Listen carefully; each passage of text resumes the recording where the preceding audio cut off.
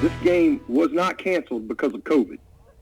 COVID was just an excuse to cancel the game. And that, my friends, is Clemson head football coach Dabo Swinney during his Sunday night weekly teleconference. He went on to blame Florida State's administration for, quote, forfeiting Saturday's scheduled matchup between the Tigers and Florida State. Swinney continuing on to say if Florida State wants to make the game up with Clemson, they need to travel to Clemson or play the Tigers' expenses to come back to Tallahassee.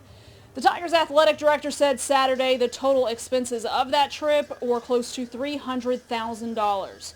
Swinney insisting that all COVID testing standards were met. The player in question was symptomatic but had tested negative earlier in the week. On the flip side, Florida State had not traveled with players under the same circumstance earlier this season, but Swinney standing by his decision. There's been plenty of games played this year where guys were not positive one week and positive the next week. This is a virus. We all know what we're dealing with. And the bottom line is the rules were put in play for everyone. We more than met the standard to play, and they made a decision not to play. So you can say whatever you want to. I don't know what their reasoning is.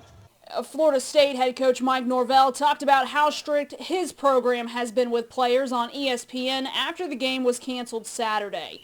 He said during their bye week, the team stayed in Tallahassee. Players have missed practices and games because they displayed COVID symptoms. He said it was disappointing not to play, but they will continue to move forward.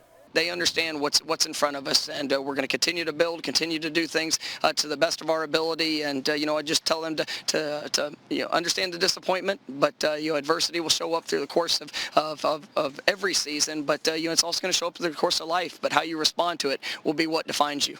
Both teams do have an open date, December the 12th, which would be the Saturday before the ACC championship game, which Clemson would likely appear in.